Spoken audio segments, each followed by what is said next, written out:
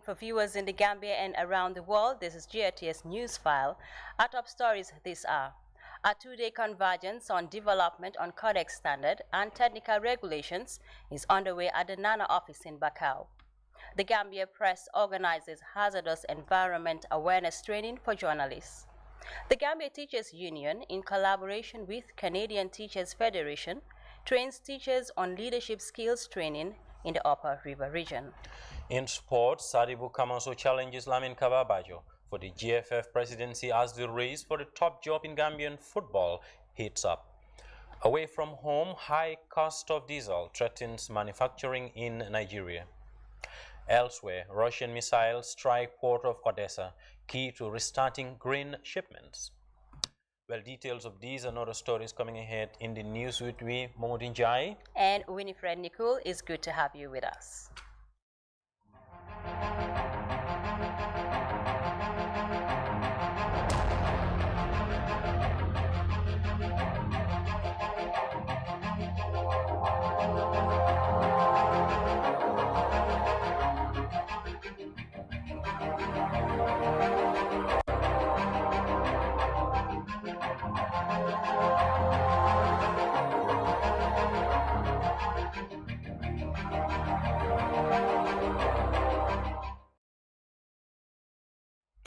We begin with the presidency development on Codex standard and technical regulations. A two-day convergence on development on Codex standard and technical regulations is underway at NANA office in Bakau. The forum, organized by Food Safety and Quality Authority in partnership with Food and Agriculture Organization of the United Nations, is meant to share ideas in a bid to standardize the food product to international standard. Baba Silla has more. Food standard guides and codes of practice significantly contribute to the safety, quality, and fairness of international food trade, supporting local products to meet global standards. In the Gambia, the Food Safety and Quality Authority, with support from Food and Agriculture Organization of the United Nations and World Health Organization, are driving effort to ensure local products meet the international standard in line with Codex guidelines for easy market penetration. Required to make our food safe, sound, healthy, and standard. Dr. Faimane of FAO, one of the key partners in the implementation of food standardization program, delivered a statement on behalf of the country representative. Food and Agriculture Organization and WHO, through the Codex Alimentarius Commission, have played an instrumental role in defining the and promoting international food standards for the benefit of all. These standards are meant to protect the health of consumers and ensure fair practice and in the food trade, and as well provide capacity building for countries to implement food safety systems. Malik Gom, a board member of the Food Safety and Quality Authority, underscored the important partnership enhancing food standards. The main objective of this training is to build the capacity on standards and technical regulations. So an FSQA can't work effectively without these tools. Therefore, this training workshop is very important. We therefore urge all the participants to actively participate during the next 2 days. During the two-day roundtable convergence, officials will discuss the benefits and importance of Codex standards, procedures, and technical regulation guiding product valuation, among others. Baba Sila, GRTS. Well, moving to efforts aimed at promoting professionalism in the media industry, the Gambia Press Union has organized a 4-day hazardous environment awareness training for close to 20 journalists. As Farmer Abaji reports, the training that took place in Pakalinding in the Lower River region aims to widen the understanding of Gambian journalists in covering life-threatening events. As part of their mandate to ensure professionalism in the media industry, the Gambia Press Union continues to devise efforts in building the capacity of Gambian journalists. This hazardous environment awareness training is the first of its kind in the country, orienting close to 20 journalists drawn across different mediums for a week-long training. if situation changes while you are reporting on an event, you have to look after yourself first before you are able to tell this story. That's why, as part of our safety trainings, we also think that we need to do a hazardous environment awareness training, which will be more intensive, with a lot of activities, simulation activities, that which journalists could use in the future if they found themselves in real life situations. They have learned what to do in the situation before they experience the danger, before they experience the fear. How can they prepare themselves? How can they get aware about what is happening so they can mitigate the dangers? If still they experience a danger, what can they do in the dangerous situation to mitigate the threats and to mitigate that the danger will not evolve too drastically? So it's a lot about capabilities to understand the difficult, hostile, hazardous situation, to understand what you can do, and for how you can escape from this situation. The training was conducted by different resource persons, including professional international journalist Las Mola and psychology expert Fatou Kantara, alongside force leaders and security officers. The four-day training was a combination of theory and practical, with journalists taking lectures in the hall before hitting the ground for simulation exercises. At first hand, they were shown different first aid support guides they can offer to colleagues when they get injured in the field. After 2 days of theory, the next was a field trip. This group of journalists are now set to go on a field trip to see if they will be able to put into practice, what they've been learning about risk assessment, risk mitigation, safety, first aid, and so on. They're going to go into an assumed dangerous, environment, hostile environment, where armed attack, is highly likely, where they are set to face hostile security, angry mobs possibly. They're going to go into a hostile environment, landmine areas. The mission here is just knowing what to do if you are in a situation like that in real life.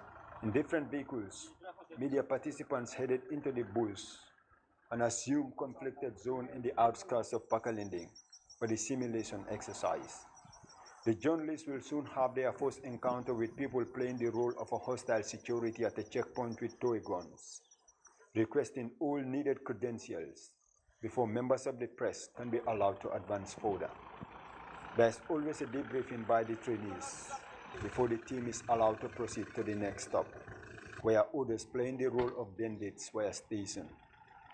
At every stop, there is a simulation exercise, exposing journalists to situations they are likely to face, covering events in a hostile environment.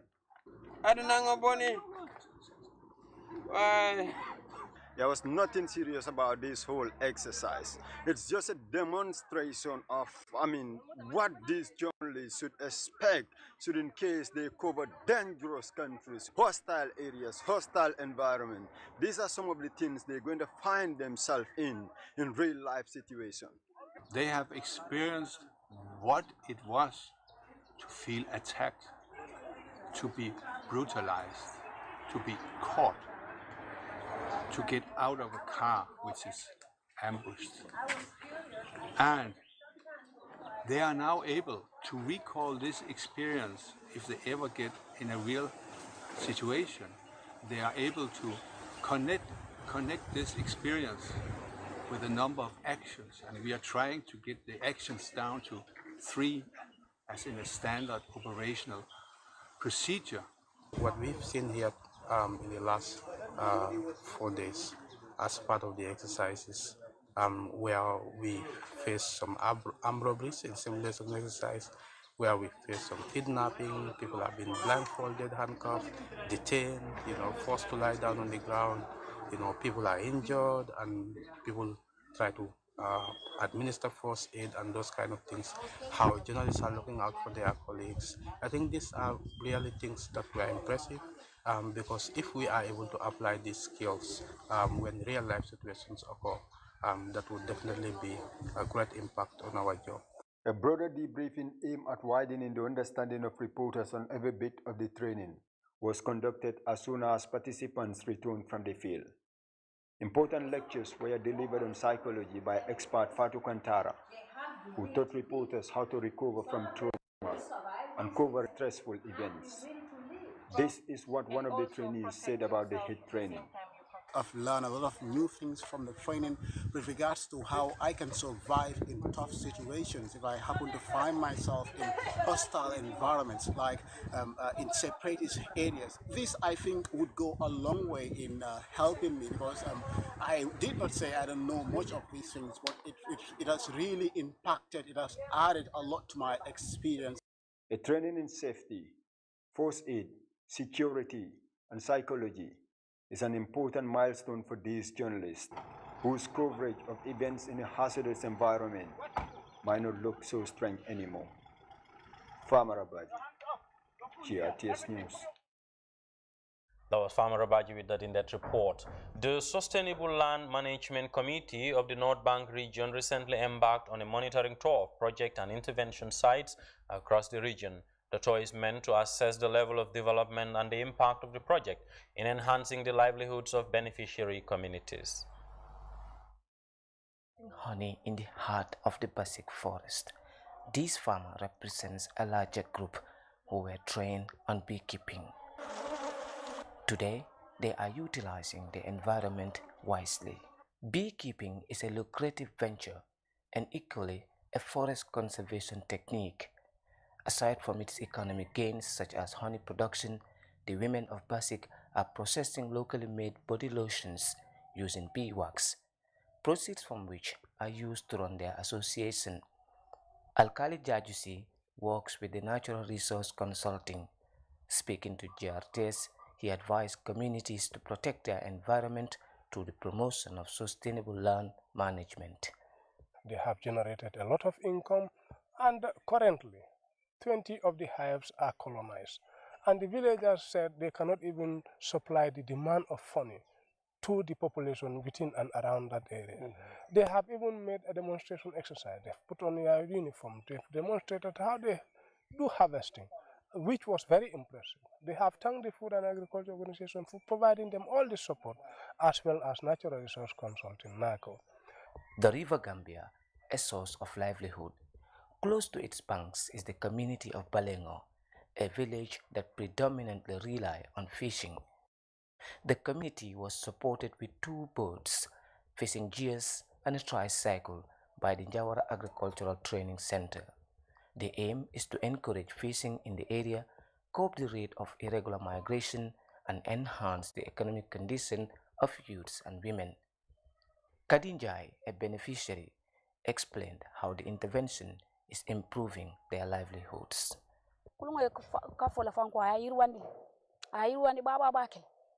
The boats have improved our economic conditions. Our association is now selling fish in Farafene. It is creating employment for us and even the youths.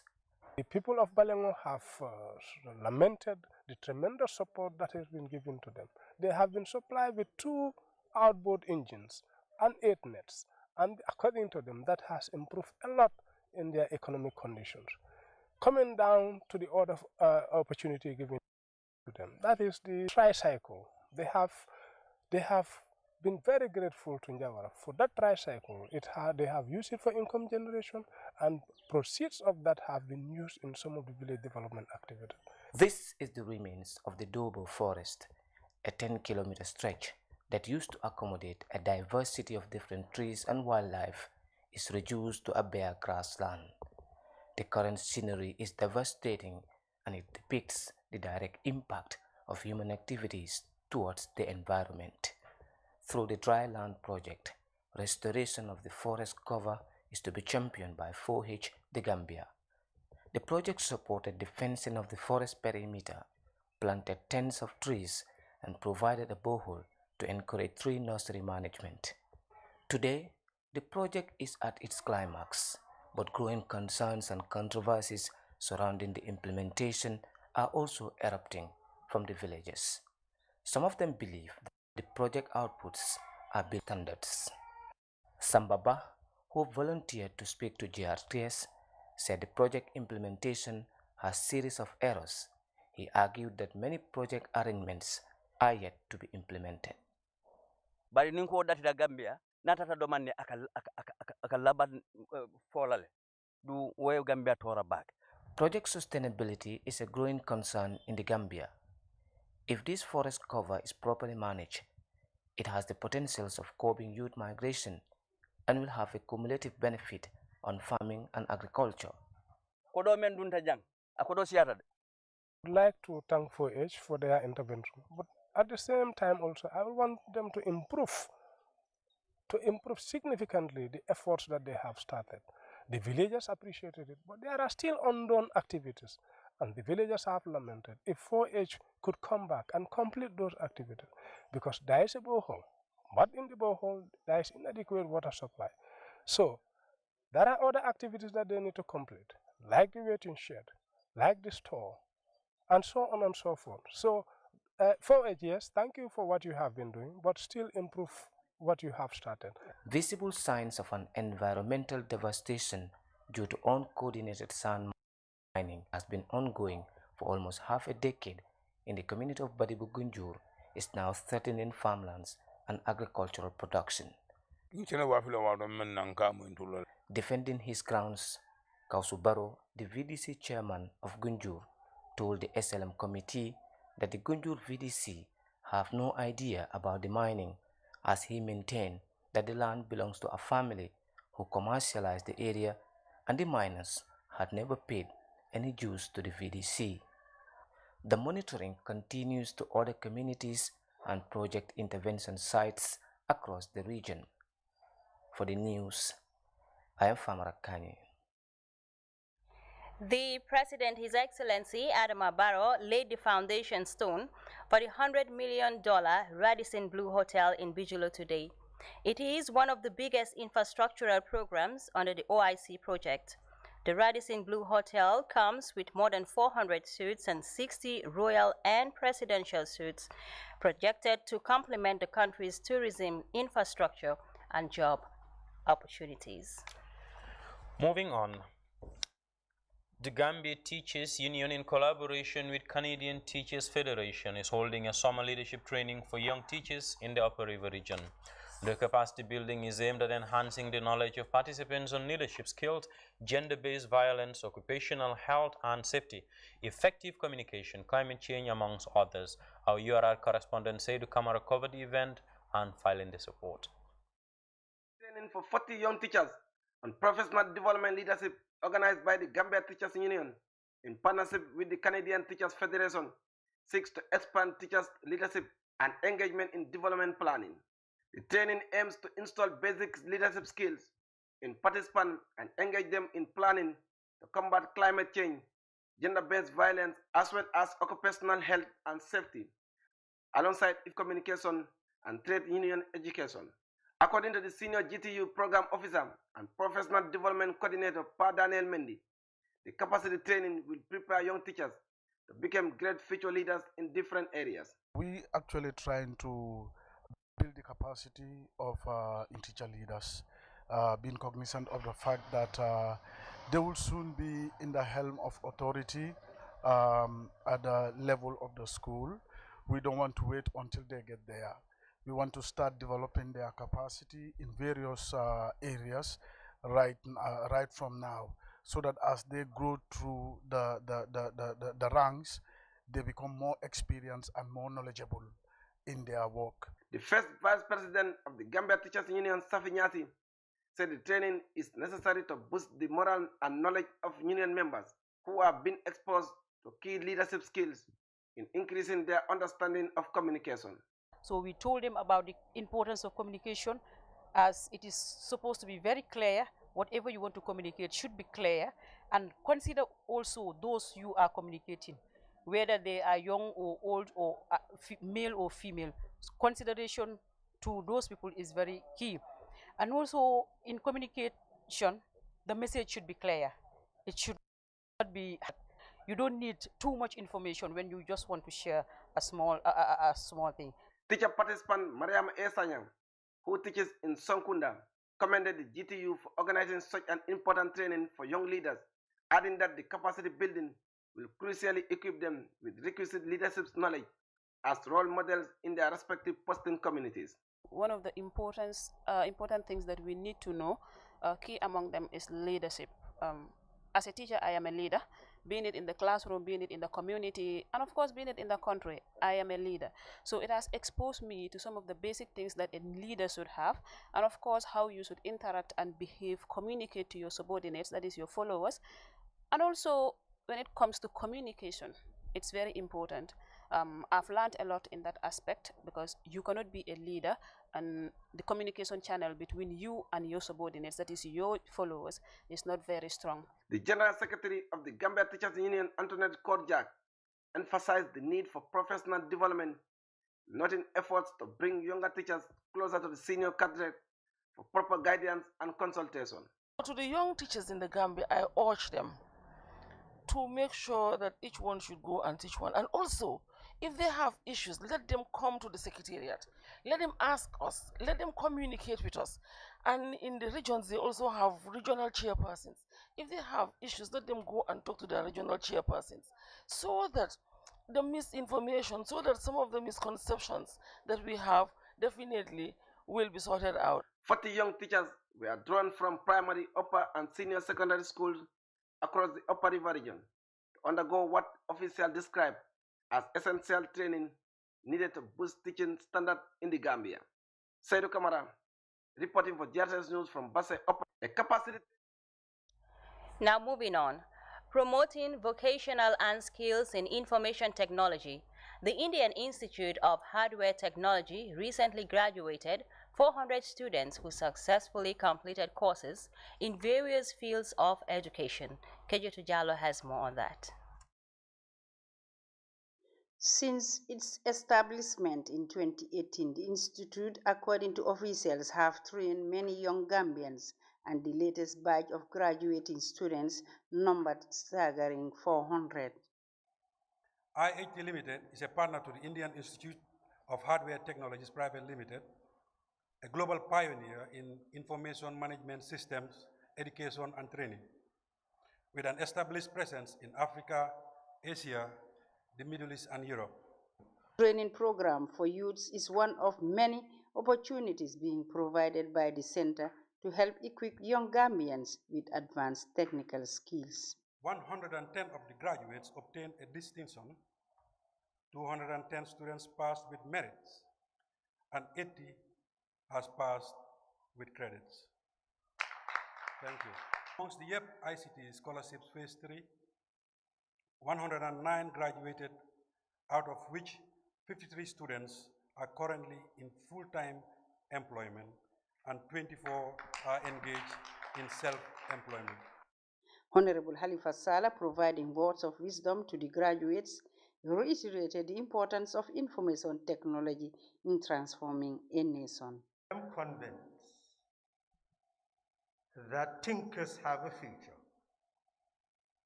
inventors have a future, builders have a future. A society that stops thinking will stop learning. A society that stops learning will stop growing. A society which stops growing will stop developing. And a society which stops developing will disappear into the abyss. And that is why if you are to invest in education, invest in people. And we must congratulate those who decided to invest in this institution. The Minister of Higher Education, Research, Science and Technology also underscored the importance of skills training. A call on all stakeholders in the education sector to introduce mind education for a proper mindset, to change and develop the Gambia by reforming the national consciousness. Tibet is the right answer. Let's embrace it. Graduates, as you complete another cycle of your studies today, surely many of you already have first-hand experience on how important it is to learn a skill and feel proud to be part of that national development process. Technical and vocational training is gaining momentum in the country, and with the creation of a new Ministry of Communications and Digital Economy, the move to harness the full potentials of the available talent in the country is showing positive results. It is the duty of the current generation to build the foundation of the next generation to become a contributing member of our society. Again, this backdrop, as a Minister of Communication and Digital Economy, I want to envision the transformation of our country from a cars and industrial economy to a carsless and e-commerce nation. Few examples include sitting at the Banta bar and being able to do your business transaction, like ordering any commodity, for that matter, you need on a single device and get it delivered to your location of your choice without having to move 1 inch. Graduation ceremony also witnessed a demonstration by graduates of the skills they learned from the training. The idea here is to build a critical mass of young people who have the necessary skills to enter the job market and help in the Gambia's transformation process. Karijatu Jallo, reporting for GRTS News. A 3-day training for handicraft creators organized by Gainyoro Skills Academy is underway in Soma, Lower River region. The training, funded by the European Union, is meant to enhance the knowledge of local crafters in standard designs to access European markets. Usman Balde has more. Capacity building aims to promote handicrafts within and outside the Gambia, and as well enable participants to produce market-relevant works. This, according to the CEO of Gainyoro Skills Academy, Fatou Sari, will enable participants to access the EU market with the standard required. We're doing this for a period of 3 years, and at the end of the 3 years, we would like to identify 3 products that are key and we can sell in the EU market. We've decided also in this project to open an Etsy market, which is an online platform that we will be selling the products and services of the handicraft people. If you go on our website, gainjoroskillsacademy.com, you'll see the project on there and also all what we're going to do. The Etsy platform will be launched very soon, and to enhance the capacity so that it can also be linked to that. The training is not just to train them to add more value or to design their products more beautifully, but also to train them on how to communicate, how to market, how to digitalize their products and services. With that, we have experts. We have experts in the handicraft. We also have an expert that will train them and support them with marketing, communication, branding, and digital marketing also, to be able to take good pictures, resonate very well on their products and services that they will do for us to further put in the Etsy platform for them to be able to sell.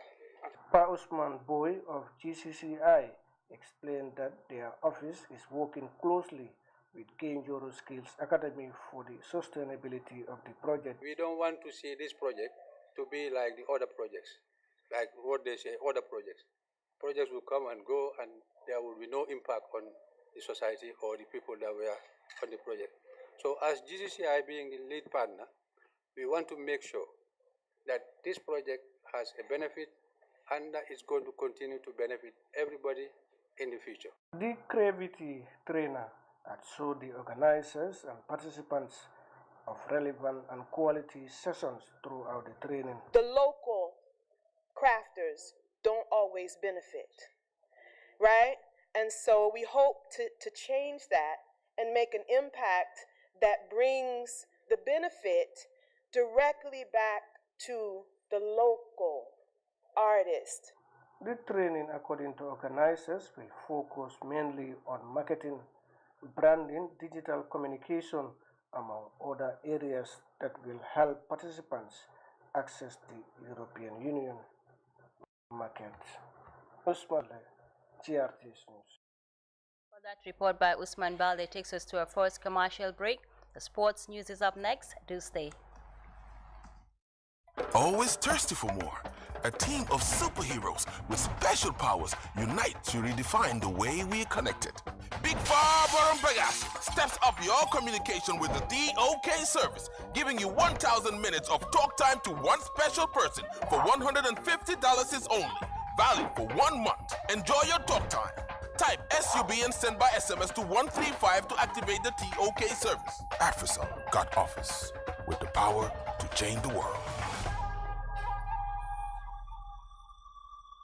AfriCell is setting trends once again. I'm sure you still love WhatsApp, Facebook, Instagram, Twitter, Snapchat, and Viber. Your favorite GSM operator, AfriCell, knows this. That's why you can now enjoy more at the same price. Activate the social media bundle and be online for 24 hours for $10 is only. Hello! Activate the social media bundle for $10 is only and receive 40 megabytes. Where AfriCell goes, nobody dares to follow.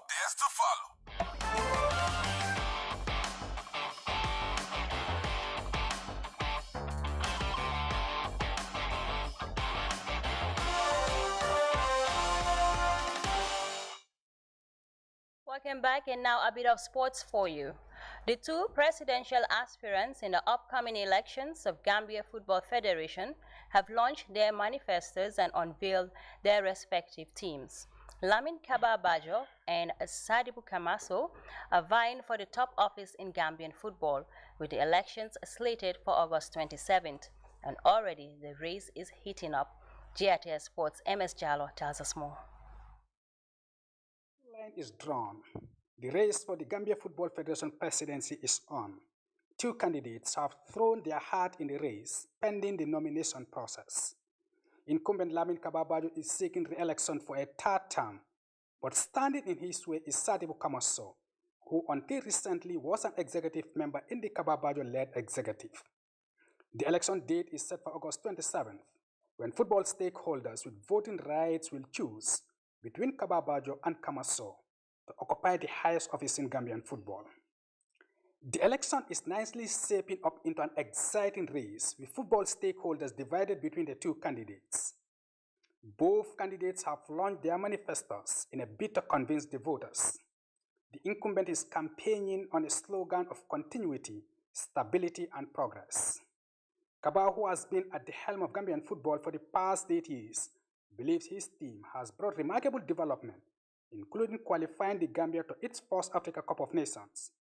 Another reason, he says, makes him the right candidate for a third term.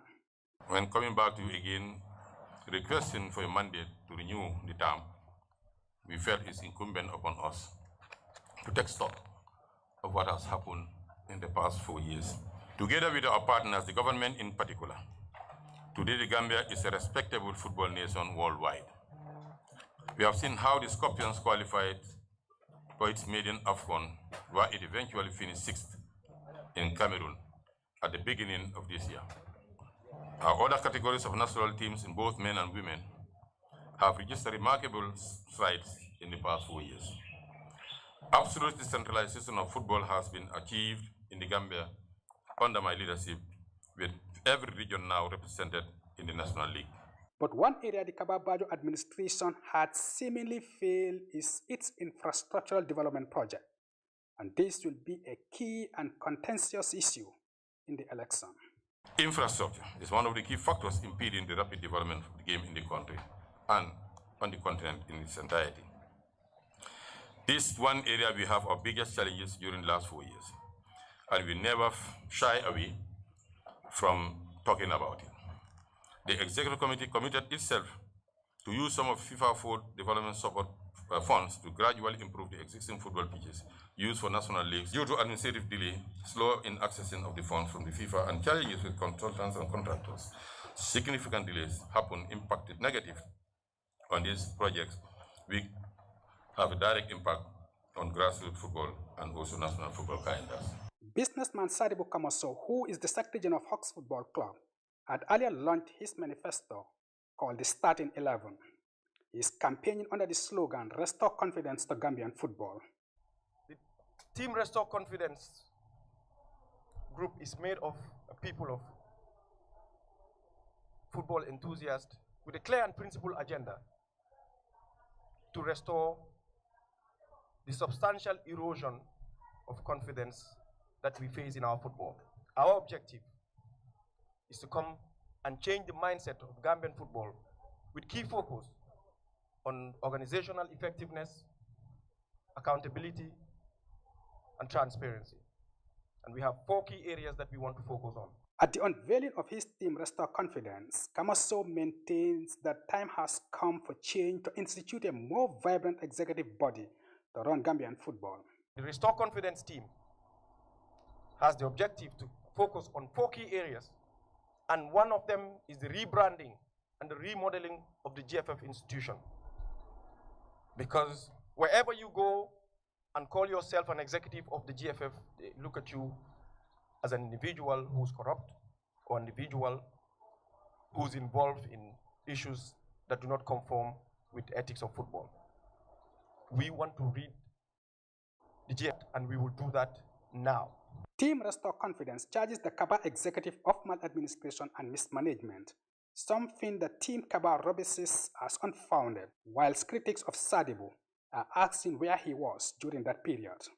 Both Kaba Bajo and Sadibu unveiled their teams, with Mr. Bajo retaining Bakari K. Jame and Ibu Faye as his first and second vice presidents, and Senebu Cham as third vice president. His team also includes Numukunda Kanyi and Lieutenant Colonel Musa Jame, amongst others.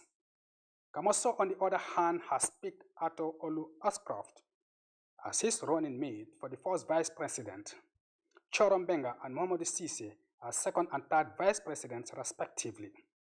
Team Restore Confidence also include Ami Jenjai and former Gambian international footballer Ibu Silla.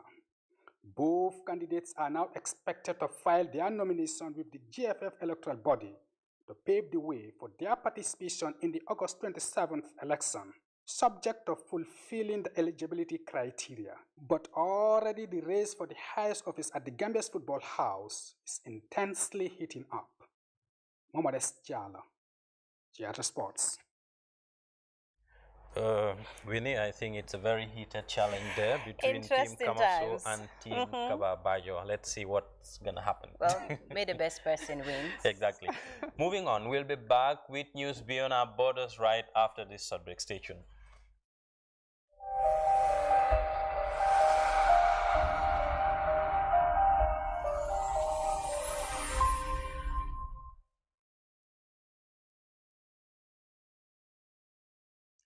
The soaring cost of diesel is now threatening Nigeria's manufacturing sector as more and more companies shut down their operations.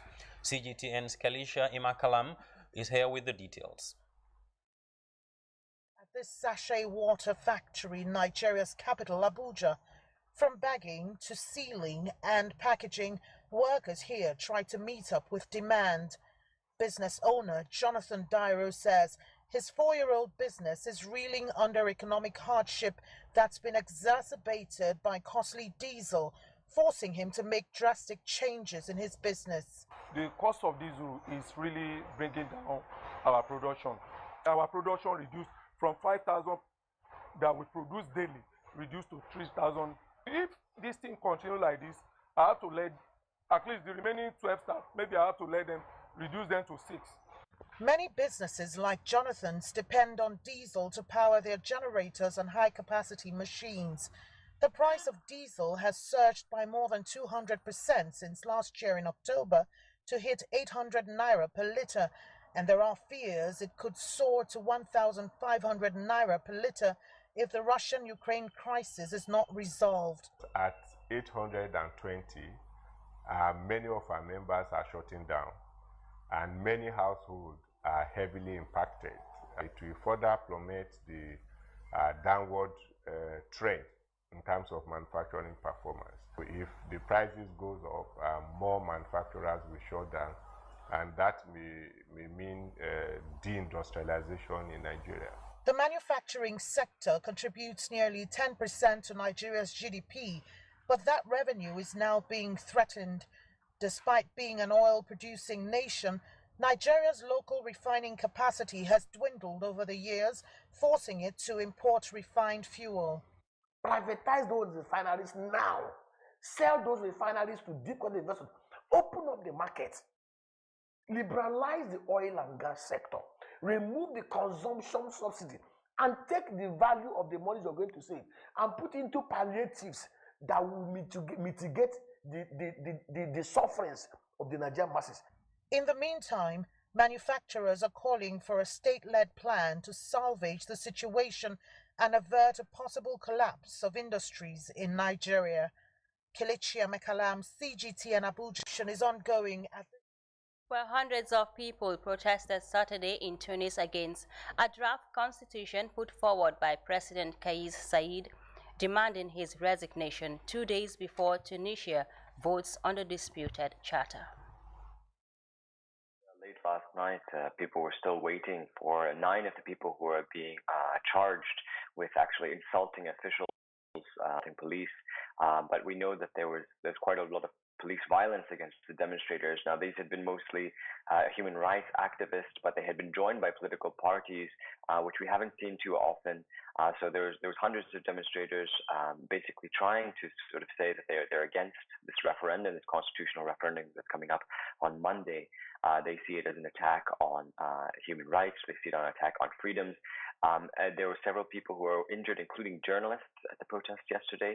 We saw that actually the head of the journalist union here, he's released a statement after he was treated for injuries. He said that he holds the president and the Minister of Interior responsible directly for this, and he also called these fascist practices. So there's certainly been quite a lot of anger over this, and we'll see how this will play out in the upcoming referendum on Monday. Well, tell us more about the referendum then. Most political parties there, they say they're going to boycott the vote. What about public opinion? Right, yeah, there's only a few parties that have said they're actually voting no. We've seen most of the big parties have said that they're going to be boycotting. They see it as illegitimate. There was a very short time period for the drafting. The drafting process itself, they said, was not very inclusive. We saw very little access to the drafting committee, very little public input. There were already many groups, many civil society groups who decided to not participate in the drafting process because they saw it as sort of a project from the president that he would do whatever he wanted. And in fact, even some of the legal scholars that the president had helping him draft, once they turned in their draft to the president, it was changed by the president, and they've gone on the record saying that they don't see the system that he's introducing, which is not just a hyper-presidential system, but even some critics have called this a dictatorial system with very few checks on the president. Now, at the same time, we're seeing that the president's support base is very excited about this. Now, it may be that during the referendum, we could see a positive result. A lot of people are seeing this as a vote of confidence in the president, and also as a way to sort of say that the previous system and previous parties have failed, and to vote against them and say that Tunisia needs something new. So it's unclear how big the turnout will be. There is the threshold for the result, whether the result will be considered as legitimate based on the threshold. So even if we see very low participation, that may be considered as enough to pass the referendum on Monday and have a completely new constitution that replaces the 2014 constitution. Well, elsewhere, Russian missiles hit Ukraine's port of Odessa on Saturday, a day after the two countries signed a deal on restarting grain shipments through the Black Sea to avert widespread global food shortages. Ukrainian officials said 2 missiles struck infrastructure targets at the port, while another 2 were shot down by air defenses. Ukrainian military, there were 4 missiles fired, Caliber type missiles. The Ukrainians claim to have shot down 2 of them with their air defense systems, but 2 of them hit Odessa port. We don't yet know about the extent of the damage to the port, but clearly this is a very damaging thing to have happened for the deal that was struck yesterday in Istanbul in order to enable the resumption of exports of Ukrainian agricultural produce. Odessa is one of 3 ports, all of which are in Odessa region, that were supposed to be reopening in the coming days. The Ukrainians, who had said from the beginning that while they welcomed this agreement, that they weren't sure the Russians could be trusted and that the Russians might break it, said yesterday, well, it was an advisor to Volodymyr Zelensky, the president, who told me that Ukraine would consider missile strikes on Odessa as potentially a reason to stop going forward with this agreement. So we'll see what they say about that in the coming hours, I expect. Certainly it makes exporting via Odessa more dangerous, to know that the port could be struck even after the deal has been signed. That's going to push insurance prices up as well, and all kinds of costs that are associated with this. So it's hard not to think that Russia here wanted to very deliberately send a signal that it's perhaps not 100% committed to this agreement that was signed yesterday in Istanbul. All right, Gulliver, thank you very much. Gulliver Cragg reporting from Kyiv, Ukraine, saying that Russia will bear the full responsibility if the grain deal collapses. Meanwhile, heavy fighting has been taking. Well, moving on. South Korea has held an emergency meeting where it was decided that it will take measures in response to Tokyo's decision to dump radioactive water into the Pacific Ocean. Well, details of that in this CGTN report by Jack Barton. Who's only been in power for a few months is the polar opposite of the previous government of Moon Jae-in, who opposed so many issues from Japan and saw relations sink to a low, and President Yoon Suk-yeol has been trying to fix a lot of that. But on this issue, it's probably the only issue they appear to be on the same page, and that's why President Yoon called that emergency meeting yesterday, pulling in every single government department. So not just, fisheries and foreign affairs, the environment ministry, the ones you would expect, but all of the government agencies to try and coordinate. At the end of the meeting, the president's office said the government here would coordinate closely with the International Atomic Energy Agency, which has already signed off on this decision to release tritium-laced water into the areas around Fukushima. The government said they will also continue to lodge their concerns through diplomatic channels with Japan, and that they would communicate very clearly with the South Korean public about this entire process. They would also be trying to get data from Japan, analysis and data relating to the release, so they can convey it to the public. And we went down onto the streets this morning to speak to South Koreans to see what they had to say about this decision, and we can listen now to what a few of them had to say. No, they can't do it because it's not good for people. What happens when we have to eat radioactive fish later? This shouldn't be the case if we are using common sense. We can't eat the fish, and also the water will go to the Pacific and all over the world. No, they can't do it. I think it's illegal. The whole world cannot eat fish and shellfish, and I think that is environmental pollution as well. And that was essentially... Well, you're watching us live from Banjul. A quick look at our top stories before we go. A two-day convergence on development on Codex standard and technical regulations is underway at NANA office in Bakau. The Gambia Press organizes Hazardous environment awareness training for journalists. The Gambia Teachers Union, in collaboration with Canadian Teachers Federation, trains teachers on leadership skills training in the Upper River region. In sport, Sadibou Kamaso challenges Lamin Kababajo for the GFF presidency as the race for the top job in Gambian football heats up. While away from home, high cost of diesel threatens manufacturing in Nigeria. Elsewhere, Russian missiles strike port of Odessa key to restarting grain shipments. And of course, that wraps up this edition of the NewsFile. Winifred Nicol, eloquent presenter, will be with you for the 10 p.m. news bulletin. Until then, bye-bye.